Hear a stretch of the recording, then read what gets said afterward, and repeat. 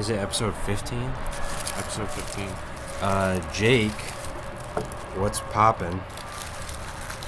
Brand new whip just hopped in. Yep. We have just went to Sunrise Bagel, and if you're new to the podcast, you don't know what Sunrise Bagel is, and you probably should, because it's fire. And I got the sausage, bacon, egg, and cheese on a toasted poppy seed bagel. I went very similar. I went for the same thing except on rye with hot sauce, and we're about to jump into it. Wow.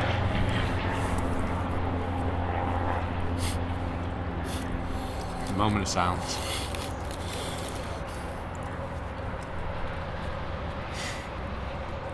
How good does that taste? Bro, they butter the bagel. How you say I told Pacheco, I was like, yo, I want the, I ordered this, and he's like, oh, so you want the type 2? Oh, God. Oh, God. How do you say orgasmic in Spanish? Orgasmico? Yeah, fair. So false, not how you say it. Nope. Yeah, so We got a lot to talk about today. a lot to talk about today. What do you want to start with? We could start with the fact that my irons came last night. Yep. Last time on the podcast, episode 14, I had a little bit of a breakdown. you got a breakdown. You're slapping the table talking about June 14th.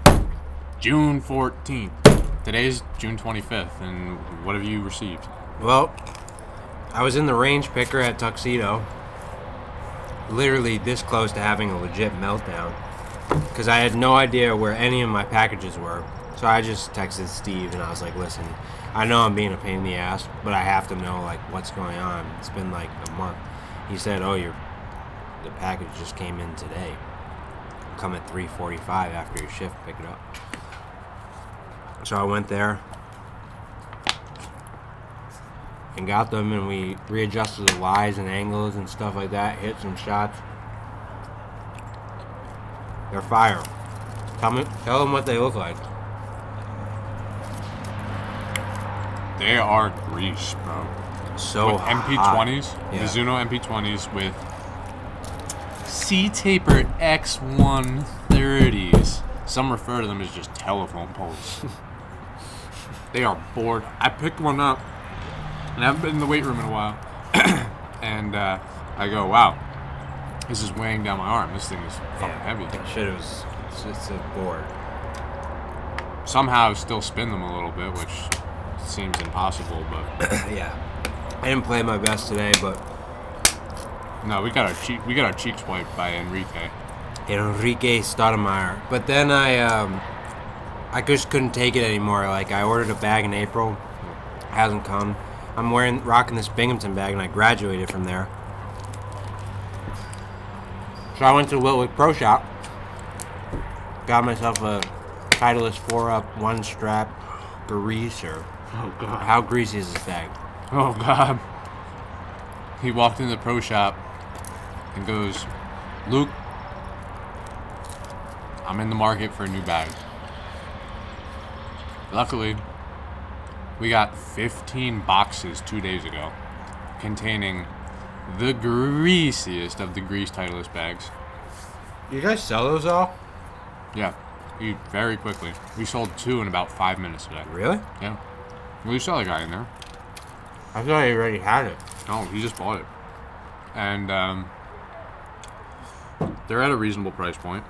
And yeah, they're grease. I mean, you pick up a green one and you pick up a salmon colored one and you go, what am I going with here? I'm like, Well,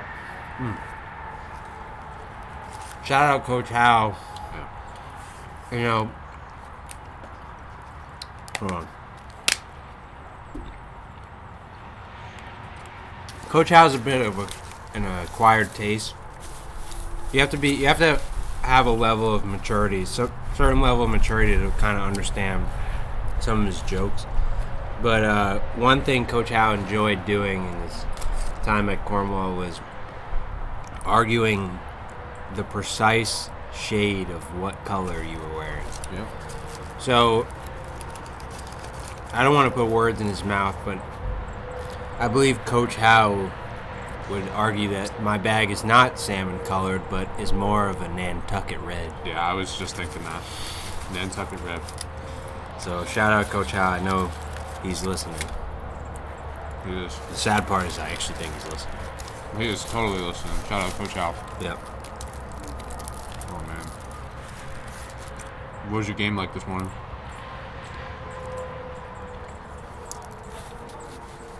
Well,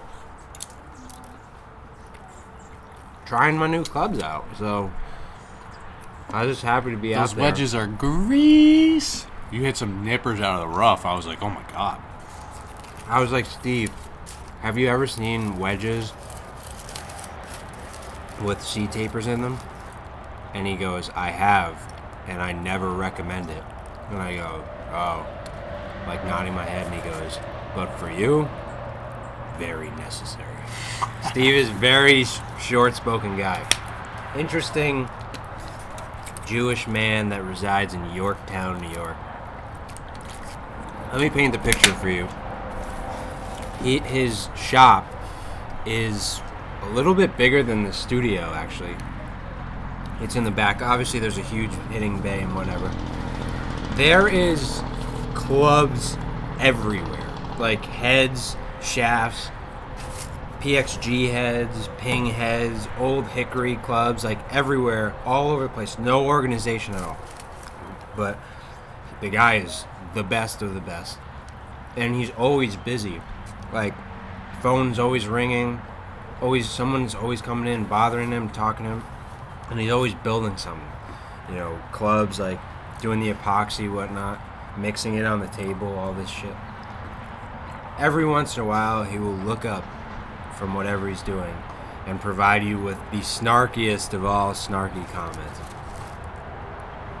And then he'll just go back to idly doing whatever it is that he's doing. I might have to go see him. I was chopping it up with you about potentially copping a sim driver, which would be grease. Go to him. Yeah. He's not expensive, and he's the best there is. I like when he tells you something that makes you feel really uncomfortable, and then he just pauses and looks at you. Just for the moment of silence. And pontificates. Oh, God. Oh, man. But, no, Steve of DD Custom Golf, Yorktown, PA. Fire. So, we got done with our match. Figured out the massacre that took place out there. And for those of you that don't know, copped the new whip. Mm-hmm. Copped a new whip.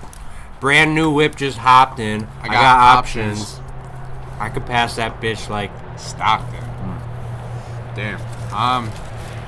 Briz, I already have my thoughts on it. I'll share in a minute. What were you thinking?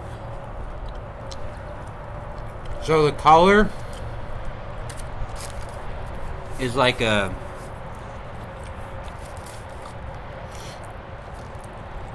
it's like a beige, not really like a light gold. yeah. I think if it was Lululemon, it would be a I think they call it Torino sand. Oh, God. So I think that's what the color is. And honestly, I like everything about it. Yeah. The price was grease. Yeah. When I hopped in, I expected to smell a couple bogeys. No bogey smell. I guess they showed you the Carfax. Spacious. How's it on gas? Good. Really? Yeah. I didn't expect you to say that. No. I mean, it gets just about, not that the Hyundai is like top of the line in gas mileage. It gets pretty much the same. I'm looking at like 18 miles a gallon. Hyundai was like 20. So The Accord whips 24, which is pretty good. But how many gallons in the tank? I think 20. So I'm gonna run up that mobile credit card a little bit. I was gonna say, how much does that cost to fill up? Grease. 20 gallons. What's gas running right now? 20. It costs you like $45 probably. Yeah, $45. And it cost me $27. Not bad. Yeah, but we've been talking about like you gotta upgrade. Guys like us that are always on the road, like you need the Need something space. safe. Need some space. It's a 2007 Jeep Grand Cherokee Laredo 4x4.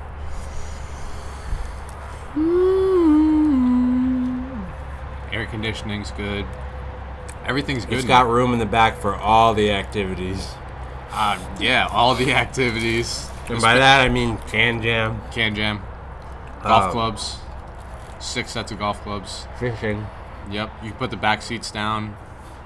We're not gonna get into that. Who could say? Who could really say?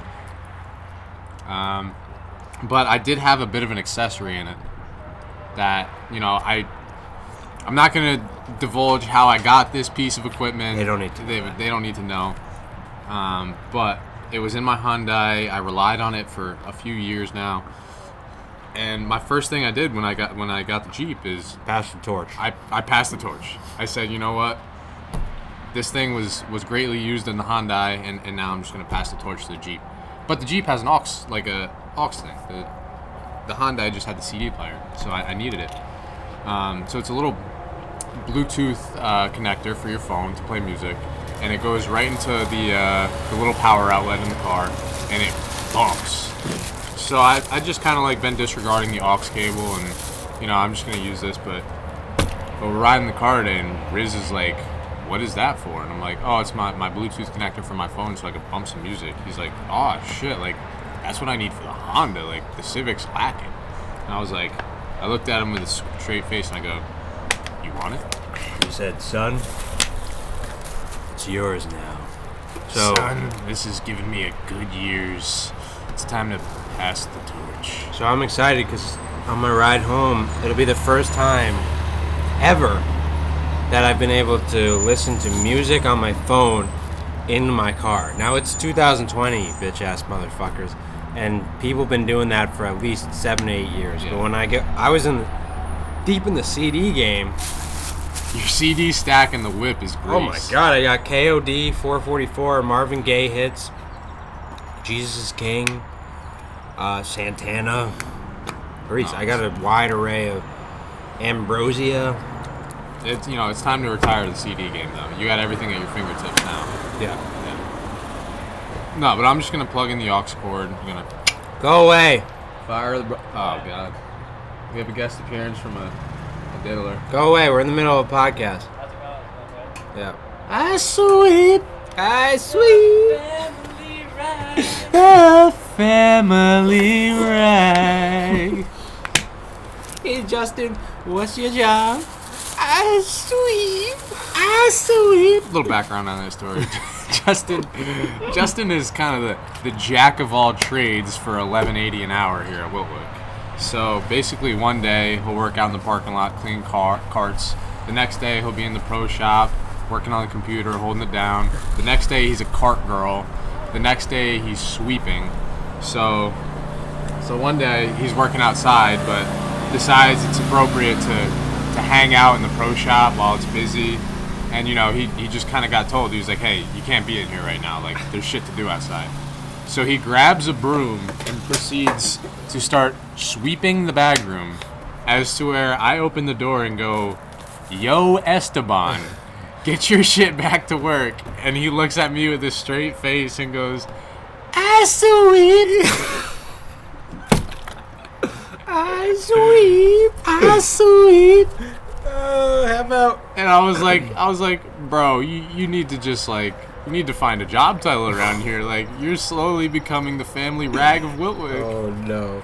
How about when Enrique Stoudemire shows up to the first tee and goes, "I got the breast tee." Erik goes, this is when I knew Erik had the match wrapped up today. Yeah, just for that. Erik had the match wrapped up today when On the first he hole. steps on the first hole, sticks his tee in the ground, puts his ball at the tee, looks at us and goes, "I'm about to fab the breast tee." We need that on a shirt. Fab the breast tee. You just look at a man with some sunglasses on the 17th tee and go, "Fab the breast birthday.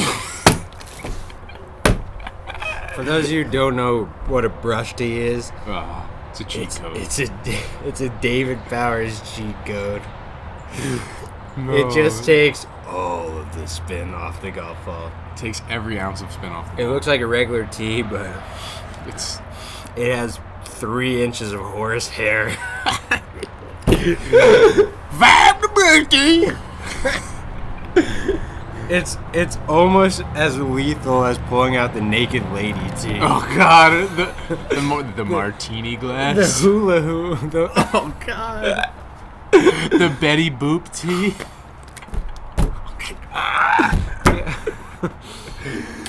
Oh, Got the Lord. foursome feeling sensual. Oh God, I can't get over saying it. I mean, I got caught in the pro shop the other day. Justin was in there and he walks by, and I just look at him and go, "The family rag." And as Hit I the say button. that to him, a member's just standing there at the desk, and I go, "Oh, hello, sir." He's like, "What did you just say?" And I'm like, "Oh God." You say, at the bottom. You sweep. Hit the button. I sweep. Oh, me llamo Esteban, and yo soy sweet. Yo, it's so sweet. Yeah, no. man. The bag that I got Oh God, is so grease. so good. It's just Nantucket red. It's got the Wilwick logo on it. It's got all the accessories. Couple of pockets for your tees, couple of pockets for your balls. You know, all you could ask for. But the thing is the one strap, that shit hits different. Slaps. Yeah. I saw you drop $215 on that. It's a spicy. It's not a terrible price. No. Listen, I play golf every day. Yeah, it's a good price point. You'll get your money out of it. Think about it this way.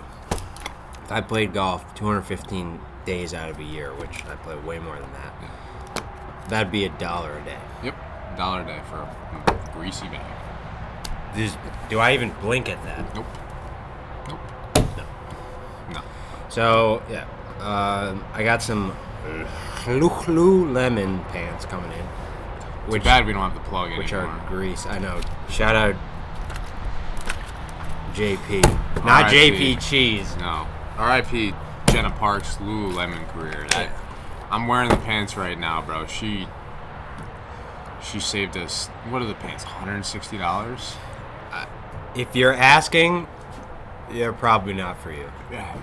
I have 2 pairs of them that I got for $3.99, and she might need to get a part-time job back at the Commons. That's what I said, dude. I think she's Her summer job. inquiring about Yeah, it. she should. Not really. I have no idea. I might get a job. Get one in the winter, dude. You know.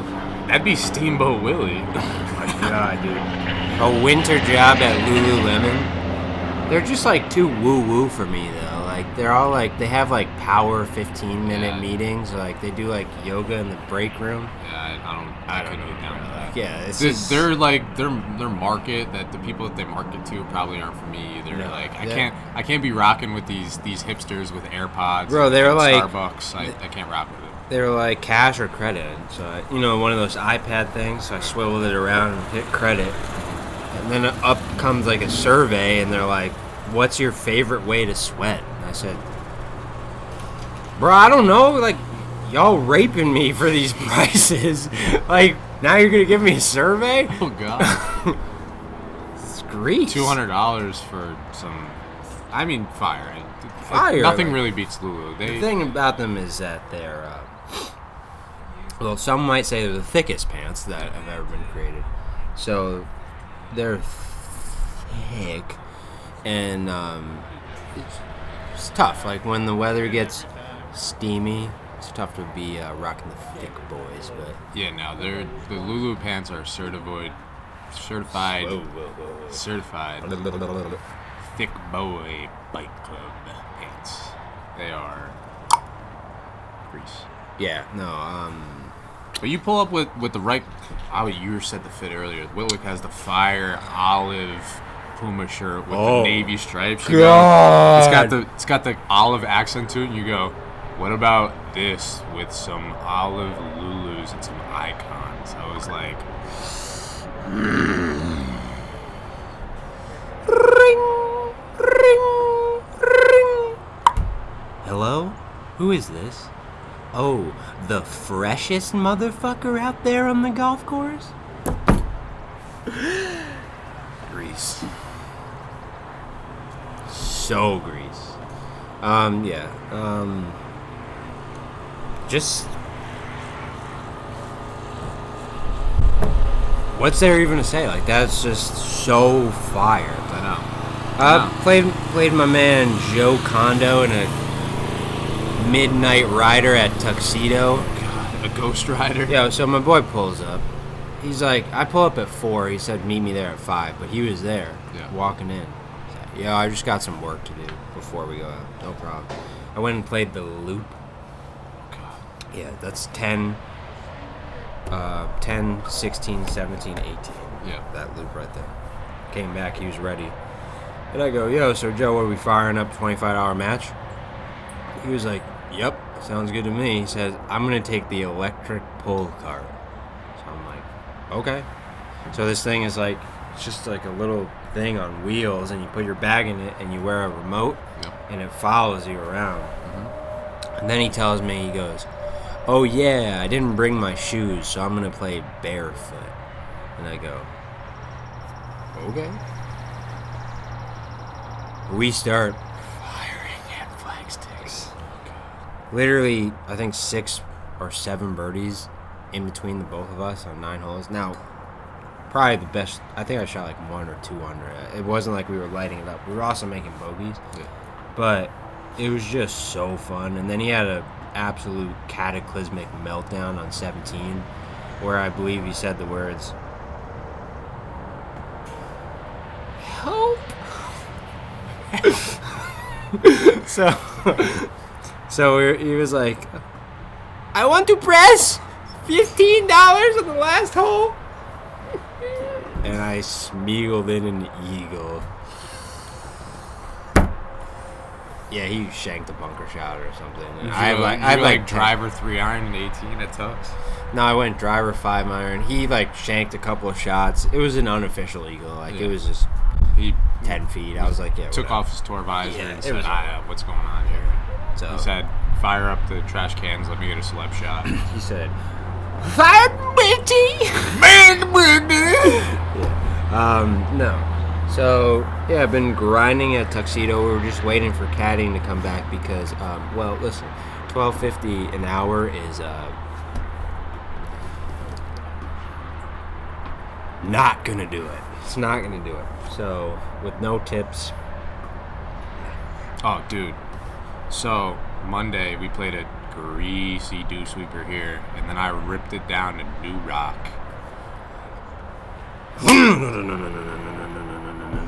Ripped it down to New Rock. Got in a 36-hole greaser with the boys from Iona Colegio. Oh, God. Me and Matthew Morocco versus Oshin the Dream and C-Dot Quap. Bro. Are we playing best ball? We step on the first tee, and we were already talking about the match. We were like, all right, we're going to play 2 separate 18-hole Nassaus, but an all-day long stroke play double birdies. And I'm like, oh my God, what does that scorecard look like? I kept it, so it was on point. Jake is, for those of you who don't know, Jake is the scorekeeper. He keeps a tight scorecard. Yeah, shit don't fly past there. No. So we're like, all right, we're gonna play a 5-5-10 Nassau for each 18. We're gonna play an all-day stroke play, like team stroke play best ball, like we usually do. And then what else did we do? Oh, that was it. And then it was like automatic presses when 2 down. So, bro, me and Matt Morocco start off. How much did you make? I'll get into that. Oh, God. We start off birdie, birdie, birdie. They pressed the entire match. The first hole is a par 5. Second hole is a greasy par 4. Yeah. Third hole is a greasy par 4. We start off birdie, birdie, birdie, and they go press. They press the entire match. Bro, so $2 presses? No, $5 presses. But they pressed the whole match, so it was a $10 press. Back birthday. So we win the front 9 press, we win the back 9 press. How many presses did you win? For the whole day? Yeah. We won 6 presses. We won 6 presses. We won the front 9, the back 9, the entire match for the first match. We won the front 9, the back 9, the entire match for the second match. I can't do it. Plus 2 more presses, plus the all-day stroke play. Wait. Ring. Postman. Who this? How much did you win? What was supposed to be a casual $40 day between the boys turned into a Coach Hamada, Matt Morocco $75 payday. We play 5-5-10 Nassau's a lot, but it's normally like, all right, you won the front, I won the back, we split the all match, like we're all square. But no, bro, I took we 75. won 12 ways. I took $75 off you fucking clowns that morning, and then I went and took 35 off Joe Kondo. Josie. I made one like 07 after taxes. You hit the bank and they were like, get your drug dealing money out of here. Yeah, but I realized very quickly if I work, that was all in one day. I played 2 rounds. If I work $12.50 an hour with no taxes, and let's say I work 8 hours, I make $100. Yep. Taxes. And Uncle Sam taking 20% of that. So I make $80 Yep. for doing labor when I make 110 or 7, whatever the fuck, for just playing golf. Yeah, no, I agree. So that didn't make any sense, but yeah, no, it's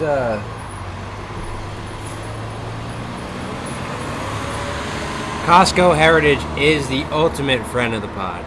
Your comfort is their concern. What do they do?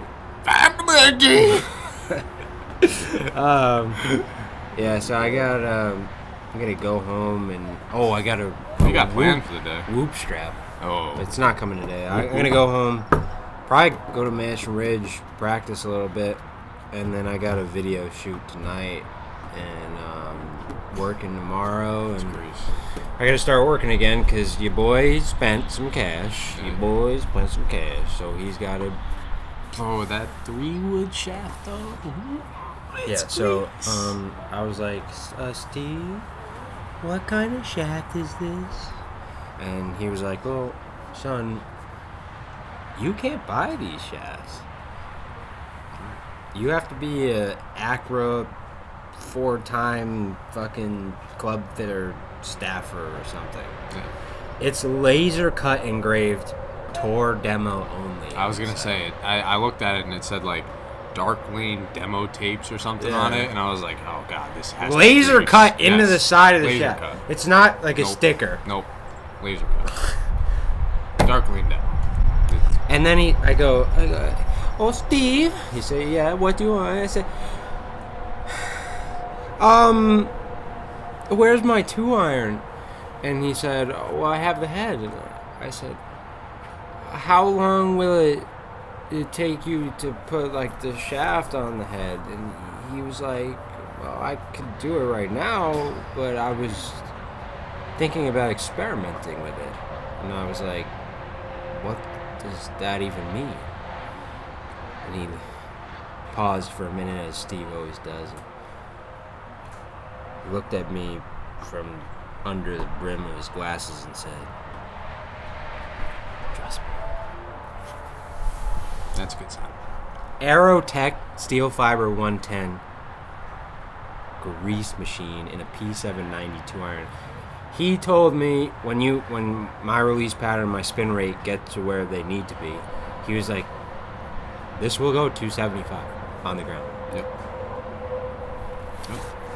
Oh god, we're getting out of your car today after I hooked you up with that Scooshy auto, and it literally says Scooshy. It says Scooshy on it. And we see a driver shaft in the back window of your car, and you go, as a joke, say, like Tensei, Hamada, what if we put this Tensei blue driver shaft in my Mizuno chicken stick 1-iron? And I think you might have been joking or unsincere. And I just looked at you with a straight face. No, your back was turned to me, and you looked around and you said, "I'll do it." I said, "Let me do it for you." I said, "Pass the rag." Sweep. Sweep. What is that ball flake gonna look like? It's 1-iron blade with a driver shaft? It's not. I mean, you saw some of the yingers I was hitting out there today with my 2-iron TMB driver shaft. What are you gonna hit with that 1-iron? Envelopes. You gotta put it. That's the only thing I'm gonna do. You is gotta cut put envelopes open with it, bro. You gotta put it off the back foot and keep your hands ahead. Do you loft it to like 8 degrees? No. What's the degree on that 1-iron, you think? 16, 17. It's gotta be 17 degrees. Imagine we bent it to 12 degrees.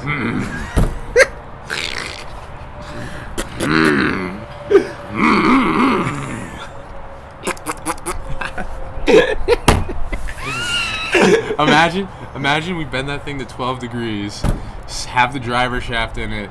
All of a sudden, you no longer need any other clubs in your bag. What tee shot? Oh god, you step up to 14. You look at me in the eyes, stick your hand in your bag, pull out something that we would have to censor on camera, grab the 1-iron, and just unravel your hand and go, "Bad boogie!" On a brush tee. It'd be like Cart Barn Boys. Oh god. Yeah. Can you ever hit something too low? Yeah, I did it last night. Me and Justin got out there for a Ghost Rider, and we're on the back tee at 13. I'm like, I'm gonna try and hit this as low as possible. Just hit the ground. Dude, you know how those, like, the tees we have here are like the little ball looking things? It came off so low that it actually nicked one of those. And it was like 40 yards in front of me. Yeah, so the first shot, me and Jason went and played Mansion Ridge. And I wasn't going to worry about swing mechanics like today, so I don't worry about it. But I have, like, me and Chris Welch have been working on something that moves or feels that actually get my hands where they need to be. But it's just not something you bring to, like, a competitive round. But I hit, like, a shot on the first hole with my 3-wood at Mansion Ridge. Dude, this thing was spinning downwards. Like, launched high, but spinning downwards. And I had 58 yards from the back tee into one. And then I never hit that. Like, the whole day I was just trying to hit 3-woods, and I never repeated that shot ever again. Yeah. It was like God teased me and said, "You have to work for this." Yeah. So, no, it's fire, dude. That's pretty much it. We just want to give you an update on what was going on in the Wilt Whip world. Summer is getting into full swing. Tournaments are actually finally coming around. We got a greasy... When's the Wilt Whip one here? The 17th? 14th. I got something at Knollwood, the WJAM, like the 4th. I'm excited to just work on my game a little bit. My mental game's been fire. I've been keeping up with my reading and stuff like that. And any concluders for us dude, here? It's just... Well, here, one thing. Like, all seriousness, it's like... You can't ever, like, outrace the process. Like, you... Hang on. This was a Coach Hamada X Riz podcast. Enter Gandhi Riz. Yeah. Drop the knowledge. Enter Gandhi Riz. No, like, what I'm saying is, I was playing really good last week, and I was like, oh, I'm just going to keep doing this and just keep playing better. And, like, yeah, that's going to happen, but, you know, today we had a little bit of a hiccup. You can't, like, I didn't just, like, fix everything just because you have a good week. Like, the process is still very slow, even though, you know, had a good week last week and things were trending. It's just overall, like, good or bad, you're just slowly moving forward day by day. So that's what's happening. You know, I just have one thought to share about the day before we wrap this up. And that would be to fire up the bush tea. Fire up the bush tea.